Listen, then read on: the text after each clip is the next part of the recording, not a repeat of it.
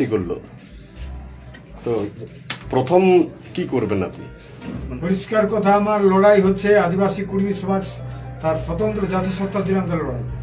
আমাদের লড়াই পরিষ্কার কথা যে এই যে জঙ্গলমহল, এই জঙ্গলমহলের স্বায়ত্ত শাসনের দাবি আমরা তুলে ধরব এবং এই জঙ্গলমহলকে যে উপনিবেশ করছে কলকাতার বাবুরা, আর সেইখানে বলার মতন এখানে সানসের ভূমিপুত্ররা আজকে এরা বিফল। আজকে টিএমসি বলুন, আজকে বিজেপি বলুন, আজকে বিজেপি 5 বছর এরা কোনো কথা বলতে পারে নাই। আর এখানে যে আজকে যে প্রার্থী হয়েছে টিএমসির, সে প্রার্থীও পরিষ্কার কথা এইখানে কথা বলার অযোগ্য, কোনো বলার কোনো ভূমিকা নাই।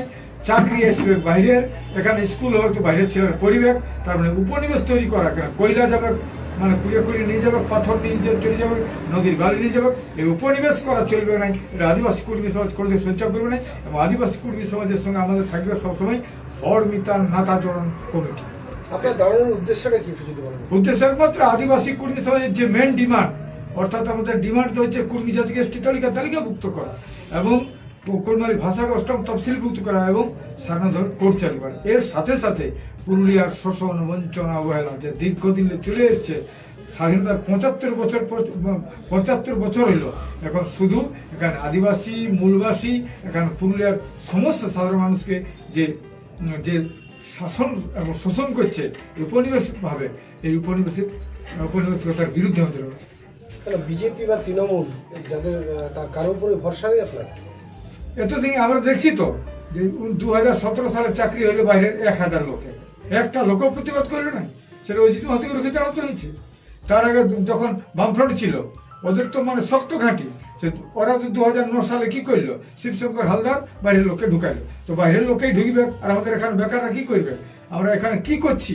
এখানে বেকার দেশে যারা প্রতিনিধিত্ব করছে বিভিন্ন রাজনৈতিক দলে, তাদের ভূমিকা কি হওয়া দরকার ছিল এখানে শোষণ, বঞ্চনা, অবহেলার বিরুদ্ধে। এবং এই যে প্রত্যেকটা লোকের মূলবাসীদের যে স্বতন্ত্র জাতিসত্তা, তাদের ভাষা সংস্কৃতি বাঁচিয়ে, এই আমাদের মূল বিষয় হচ্ছে মূলবাসীদের ভাষা, সংস্কৃতি, ধর্ম, এই স্বতন্ত্র জাতিসত্তা, তার সঙ্গে কুর্মী জাতি স্বতন্ত্র জাতিসত্তা কি করে রক্ষা করবে, এটা লড়াই। মাহাতো হইলেই হবে। মাহাতো যদি থাকে মানে কলকাতার লোকে কলকাতার কথাই চলবে।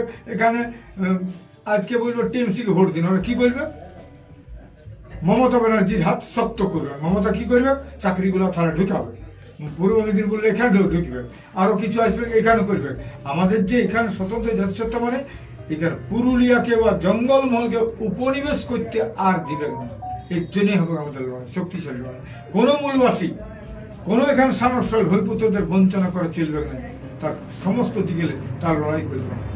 কুর্মী ছাড়া অন্যান্যদের কতটা আজকে আমি সমস্ত আজ আমার এটা ক্যারেক্টার, অজিত মাত্র ক্যারেক্টার, সারা জীবন লড়াই করেছি আমি সানসল ভূমিপুত্রদের জন্য। যদিও আমি কর্মী, আদিবাসী কর্মী সমাজের আন্দোলন করছি, কিন্তু আমার প্রত্যেকটা বক্তব্য এখানে শোষণ, বঞ্চনা, অবহেলা।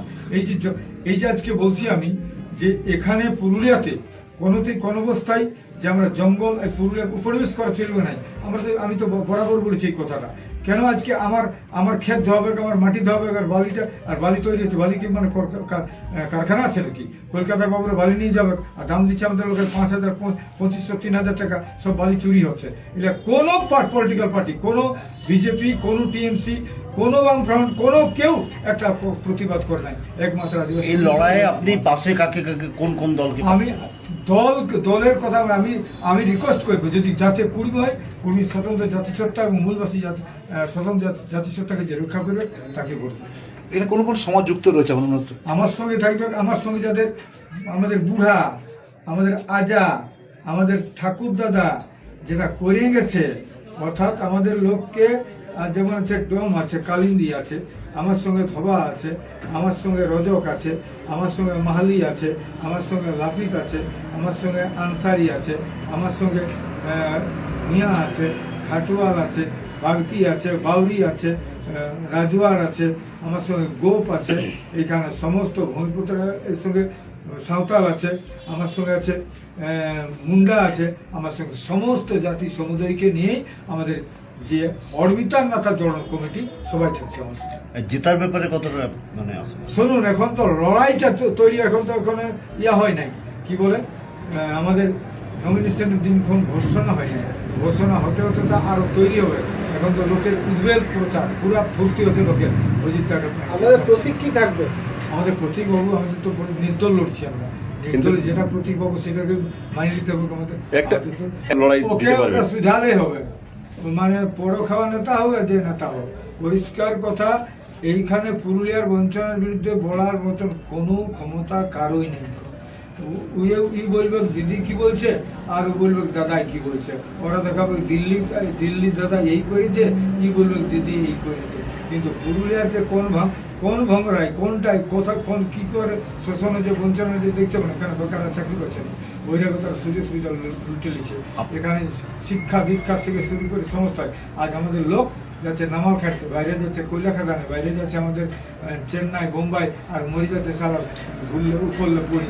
বলছি তার জনগণকে উপেক্ষা করে, জনগণকে শোষণ করে, জনগণের একটা অপমান, স্বাভিমানে আঘাত দেওয়া। প্রত্যেকটা মানে মানুষের স্বাভিমান আছে, প্রত্যেকটা লোকের নিজস্ব অধিকার আছে, সেইটা মানুষকে বুঝতে হবে। কেউ কারো ঠিকালাই নেই।